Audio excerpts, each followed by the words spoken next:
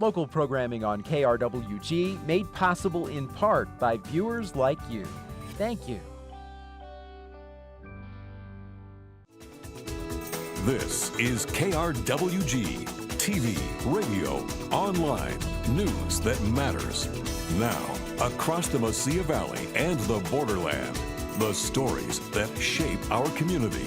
From the KRWG Broadcast Center at New Mexico State University, this is Newsmakers.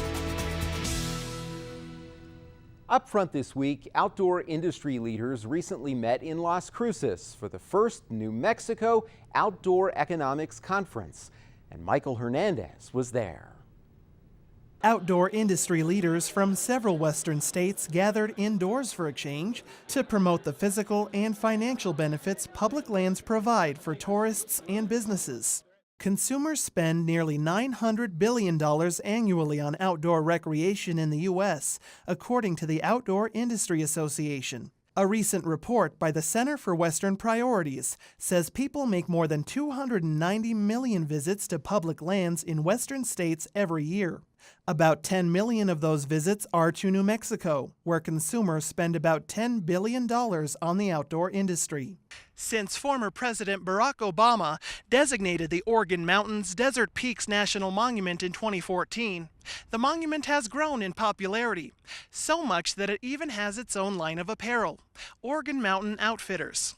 Owner Chris Lang says he founded the business to establish pride for local public lands. We wanted to create something that people could be proud of because it starts with believing in yourself first. And so that's really the basis of why we started this. And again, byproduct of that, go outside. You're going to have a healthy self-esteem when you do that. Also get back to your community at the same time. Democratic U.S. Senator Martin Heinrich recently unveiled the White Sands National Park Establishment Act, which aims to upgrade White Sands National Monument to a national park.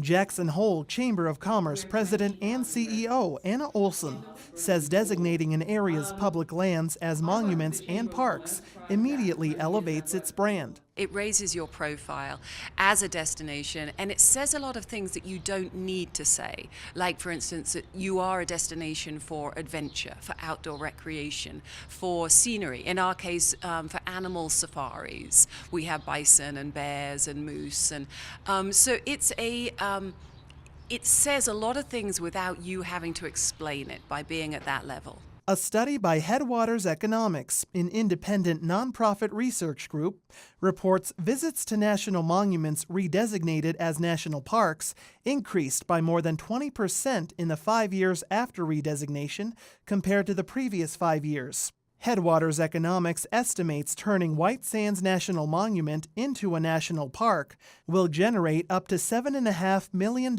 in new spending. State business owners say they're seeing the benefits of operating near public lands. Dan Irian owns the Taos Mesa Brewing Company in Taos, New Mexico. Irian says he's seen his brewery buzz from the Rio Grande del Norte National Monument since its designation in 2013. So we opened our doors in August of 2012, shortly before the designation had been proclaimed. And we were banking on our proximity toward the Gorge Bridge, which sees over 1 million visitors traveling over it. What we noticed is shortly after the proclamation declaring the Rio Grande del Norte, business did increase quite substantially. Irian says the campaign to designate Rio Grande del Norte received monumental support from other Taos business owners. Really, pretty much across the board, it was something that the entire community embraced and saw that this is a good thing, a net positive, not just from a business standpoint, but also for our community to have this, for our community to use this. Supporting a career in the outdoors hasn't been an issue for Colorado Office of Outdoor Recreation Director Luis Benitez. A high-altitude mountaineer, Benitez has summited Mount Everest 6 times, but he says public lands have defined the peak of his outdoor adventures. It's the place where I push myself the hardest, I learn the most about what I'm capable of, and it's also the place where I get the greatest sense of peace. And I think whether it's your neighborhood park or a mountain range 20 to 100 miles away or a river right around the corner, you really have to understand that these places are special so much more beyond just dollars and cents. They really do feed the spirit of who we are and what we do as a country. Despite the popularity of public lands, President Trump drastically reduced 2 national monuments in Utah by more than 2 million acres last December, in the largest public lands reduction in American history. Benitez says it's important for people to understand the value public lands provide and the importance of preserving them. It belongs to you. This is yours. This is the birthright of every American citizen. And so even if you go camping once every couple years, or do a canoeing trip once every couple years, or you've been fishing or hunting once in your life, chances are you've probably done that on public lands or public waters. And to recognize the value proposition and the legacy of what that is for us as Americans, I think is a really important thing to remember. In Las Cruces, Lang says the most important thing people can do is to get out and explore. There's a lot of different terrains that we have in Oregon Mountain Desert Peaks for people to enjoy, but the best thing to do is get in your car, get on University, and drive towards the mountains. It's going to take you 10 minutes to get there. You're going to see some beautiful trails. You're going to see things that you've never seen before, and that's the most important thing to do, is just go. Because experiencing the beauty of public lands is something money can't buy. For KRWG, I'm Michael Hernandez. Welcome to In Focus. I'm Anthony Moreno. In May 2014, former President Barack Obama designated nearly 500,000 acres here in the Mesilla Valley, the Oregon Mountains Desert Peaks National Monument. Our guest today leads an organization which works to conserve the monument through advocacy and events that educate and connect the community to the National Monument. Please welcome Patrick Nolan, Executive Director of Friends of the Oregon Mountains Desert Peaks. Patrick, thank you so much for joining us. Could you share with us a little bit about yourself and what you're bringing to this organization? Sure. So I'll be honest with you, I'm coming to this, my background is organized labor, right? I've always believed in folks telling their story and making changes via, whatever is important to them. And so I was really excited about working with Friends of the Oregon Mountains Desert Peaks because I think the story that we told around this monument was phenomenal, and it brought in so many different voices. And I thought it's just like textbook about how we create positive change in a community. And I was so excited about the potential to build on what we've done, right? We got the designation, we're in limbo on the defense and the Zinke's review, right? But moving forward, we're doing really well and making differences, right? And I wanted to be a part of that. Well, tell me a little bit more about the overall mission. I mentioned some things briefly there about what your organization works to do, but for our audience that may not be familiar with your group, what do you guys do, a full kind of in-depth? So our 3 key elements that we do: protect, conserve, educate. So protect, right? I think that was the monument's designation, right? Protecting this great land, this great resource that we have in our community for generations. The restore part, global warming, climate change, all of these things have had a negative effect on our land and our monument, right? So looking to restore some of those places and bringing them back to their former glory that they once looked like. And the educate part, I think, is really what's closest to my heart for sure. And that's getting young folks out on the monument, exploring these places for the first time. And sometimes it sounds cheesy when I say this, right? But I think when we're out there, we sort of learn how to treat each other better. And I also think, we learn how to treat our land better and our fellow human beings better.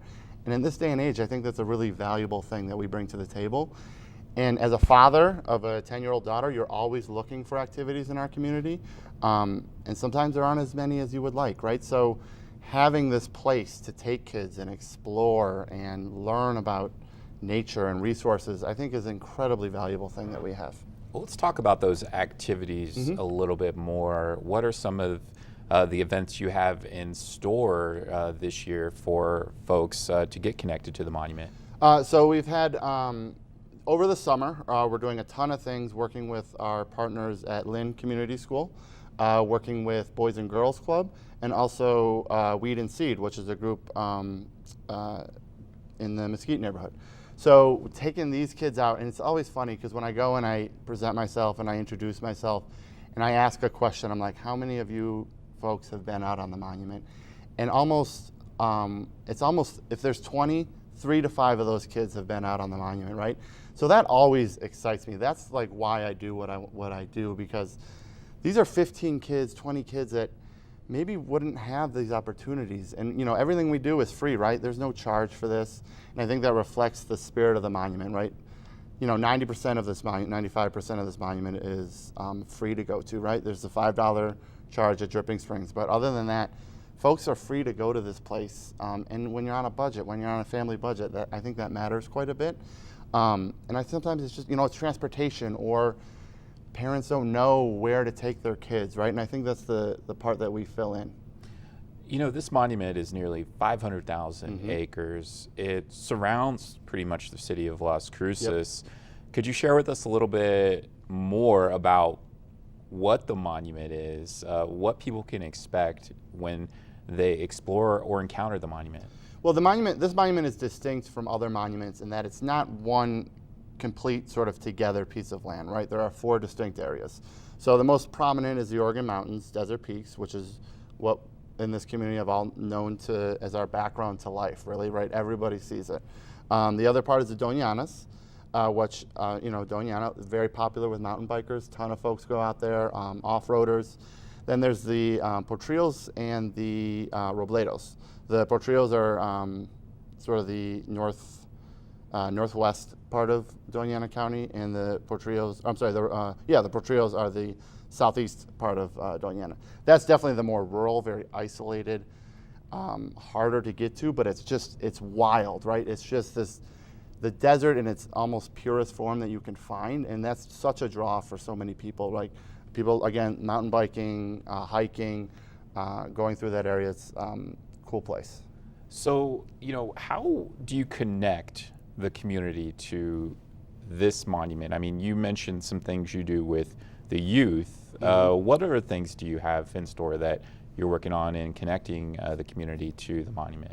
Well, I think when you look at Las Cruces and looking for sort of an economic boom that we've all sort of, if you've lived here for a long time, right, you know that we've always been searching for this like thing that's going to bring people to this area, right? And this monument, quite frankly, I think has been one of the most important things to happen in our community in a very long time. How so? I think it's really put Las Cruces on the map. Any day that you go to like Soledad Canyon or Dripping Springs, especially like over the holidays, over the summer, there's license plates from all over the place. And I always like when you go in to sign in, they have the kiosk where you sign in and you put where you're from. And it's, obviously there's a lot of Las Cruces, New Mexico folks on there, but there's Arizona, there's California, there's Utah, there's Texas, Colorado, right? All these people are coming to our community. And, our community is great. I love the people here. And if we can get folks to come here and sort of spend money, right, contribute to our economy, and help bring sort of some a recognition of this monument, I think that's a great thing. You brought up the economy. I'd like to talk a little bit about the local economy. What are some of the things that local businesses have been able to do to capitalize on having a monument here in our community? And Carrie Hamlin with the Green Chamber of Commerce has really done a tremendous amount of work on this issue, really giving the community or the small business community tools to sort of capitalize on this monument. Like if you ever go to Beck's Coffee, they have an Oregon Mountains coffee blend. Amara Winery has a series of wines named after, or a series of wines, Oregon Mountains, Desert Peaks wines. Dragonfly Restaurant downtown has one of the prettiest mural or picture I've seen of the Oregon Mountains. I mean, it's humongous. I want to say it's 20 feet. So maybe you guys can get that in the background here for your next one. So really people are using this, again, as a tool to market themselves and this area, their business, and just this beauty, right? I think we're so fortunate to live where we live.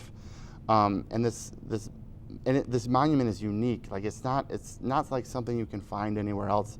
I've been there 1,000 times, right? And I'm always still blown away when I go there. I'm always still like in awe of like what I'm seeing. And sometimes it's a 20-minute ride away or a 30-minute drive away, and you can just be in this great, beautiful place. The first time I went there, I was it was when Lord of the Rings was popular, so I felt like I was walking through the Lord of the Rings world. So that was always cool. Interesting. With the monument, obviously, you know, there was the review that happened last year, and there was it seemed like a mobilization of local businesses, of people that were very passionate about the monument. I reported on it, and you know, I went to many rallies where people from all over the area stepped forward and were very concerned about the monument being reduced in size. Obviously, there were some people who felt that that needed to happen. However, it didn't.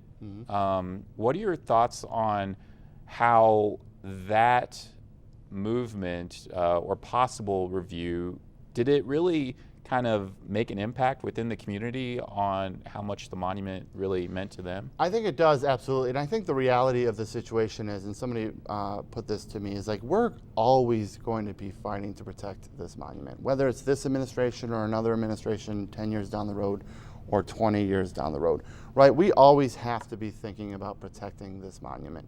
And yes, Zinke's recommendations were some management changes, not to not taking away any parts of the monument. And you know, that recommendation is somewhere in DC, sitting on someone's desk, and we really don't know what's happening with it. And I think part of that reason, I mean, honestly, 100% of that reason why it's just sitting there is because of how successfully the community mobilized around that issue when Zinke came here for that review. And I went to that rally at the Convention Bureau, or the Convention Center. I'd say there was about 1,000 folks there, right? And this monument remains incredibly popular. The majority of New Mexicans, the majority of Las Cruces, the majority of folks in Doña Ana County support public lands. They support access to these places. And I think that's our best defense right now, is really making sure that we get as many folks out there engaged in learning about these issues and what it means to protect this monument, what we need to do to restore it. All of these things are things that we need to do, and I think that this community really gets that. And I think this monument is also a reflection of the potential that resides in Las Cruces and Doña Ana County. Like, we made enough noise for the President of the United States of America to say, I'm going to protect this close to 500,000 acres of land. And that's because of the community mobilizing and getting behind that. And again, doing that last year with the Zinke review, mobilizing, sending that message that we really support this monument and we want it to stay. One of the issues that the Department of Interior has faced, the Bureau of Land Management, the National Park Service, is increasing diversity and becoming more inclusive. Yes. How do you see your organization playing a role in that? I mean, I think that's about relationships. We are building relationships with our public schools, with other nonprofits here in the area, Boys and Girls Club, Weed and Seed folks. I think it's about building those relationships with folks, and again, it's just creating these opportunities for kids to get outside. In the summer times, you know, it's hot out there.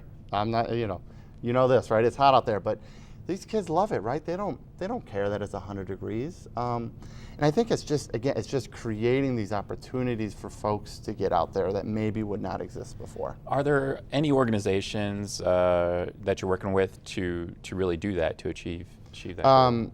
Well, BLM is certainly one of our more important partners. We partner with them on basically everything we do. We had a great Star Party Junior Ranger program. Star Party, we had close to 200 families out there. Wow. loving being out there at night, loving looking at the stars. Okay, a Star Party, yes, so tell me about that. So the Star Party, we had it, and we're going to do this again in September with the Monuments to Main Street, which is, we can talk about that too. So the Star Party, we got a bunch of volunteers that have high-powered telescopes sitting up there watching the stars. We had folks telling ghost stories, some folks playing music. Like, it was just this really great, cool place for folks to just share this love for this land that we have. So the Star Party was great. Excellent. Now, We just have a couple of minutes left, but I'd like to hear a little bit about your Monuments to Main Street project. I know this has really kind of grown over the years. So this is the third time we've done this. We do this with New Mexico Wilderness Alliance, the City of Las Cruces, and the Green Chamber of Commerce. And it's really just a series of events that happen in the month of September. Doing yoga on the monument, various hikes.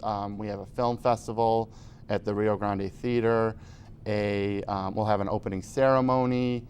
Ton of things. You know, there's look on our Facebook and our website, and we'll be posting all this. The calendar's coming together, but it's just again, it's more ways for folks to get involved and to enjoy this monument for what it brings to our community.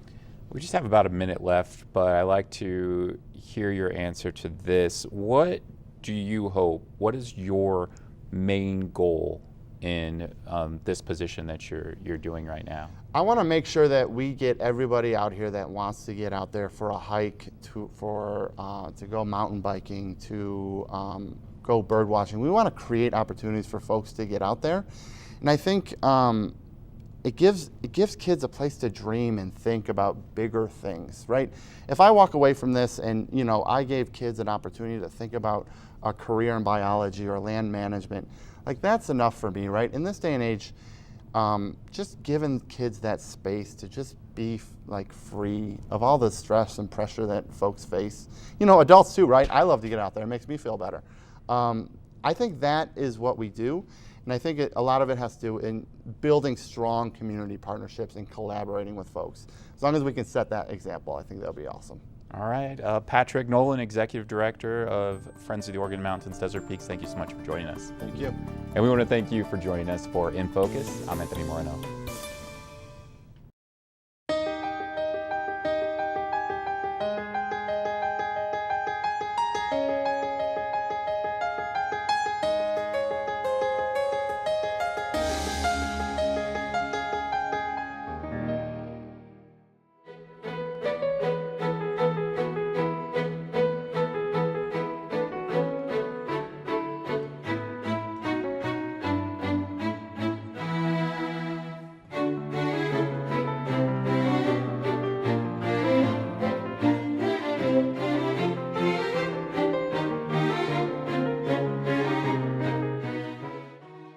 Silver City is a very interesting historic town in New Mexico. We have a long history of a variety of different cultures living here, from the Mimbres people out in the Mimbres Valley, who are famous for their pottery, and then Apache and the Pueblan people here. And we've just also got a lot of different outdoor, geographical, unique sites located here. So we're both important historically and geographically in the state of New Mexico.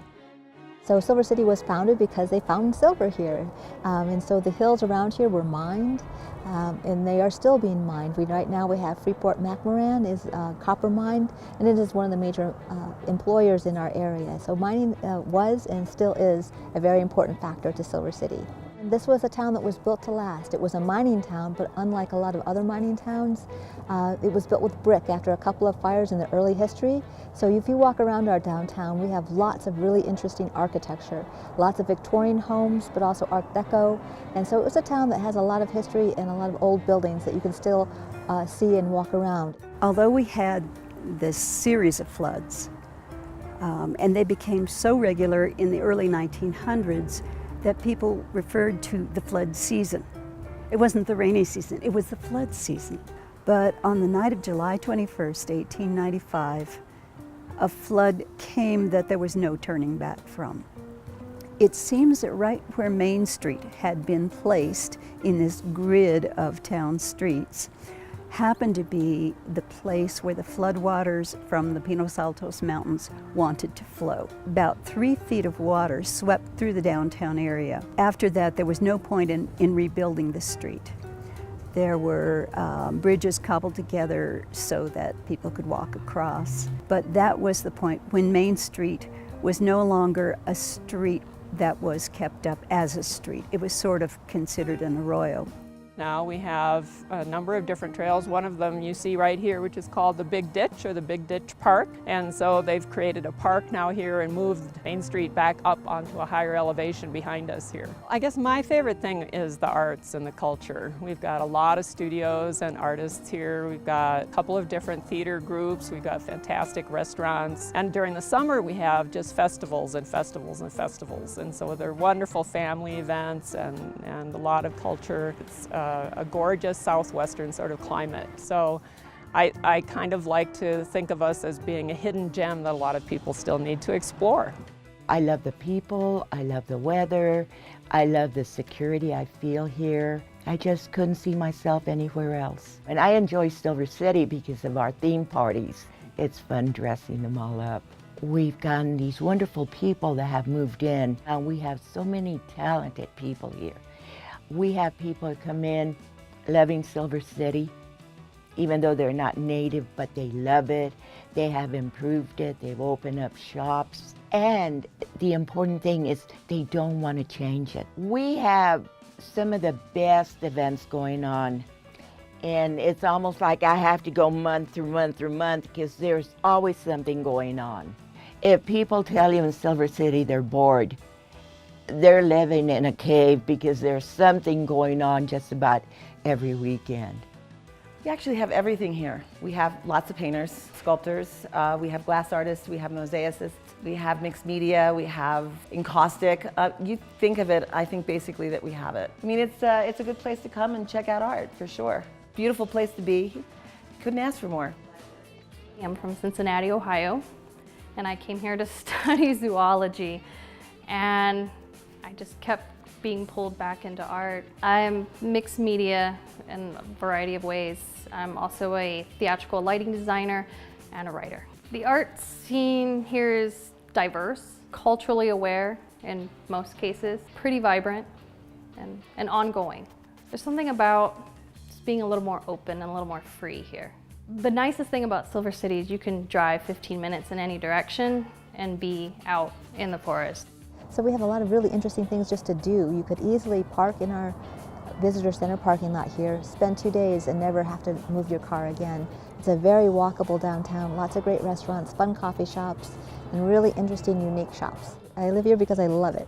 You come here, it's fun, it's friendly. We hear that all the time from visitors. They move here and they say, it's such a friendly town. And we really are. If you walk around downtown, you're going to get lots of smiles and hellos as you walk around. We're on Facebook and we're on Instagram. You can find us at Visit Silver City on either platform. We post a lot of photos of the area right in Silver City and all of Grant County. Community here is amazing. Yeah, people here that's really what makes this town. That's our time for now. Join us this week on KRWG Radio. Every weekday, it's Morning Edition 5 to 9, Fresh Air at 11, followed by Here and Now noon to 2, and All Things Considered 4 to 7. KRWG News is always online at krwg.org, and we'd love to hear from you. Email us with your story ideas and video submissions. The address is feedback@nmsu.edu. For all of us at KRWG News, I'm Fred Martino. Have a great week. We'll see you next time on Newsmakers.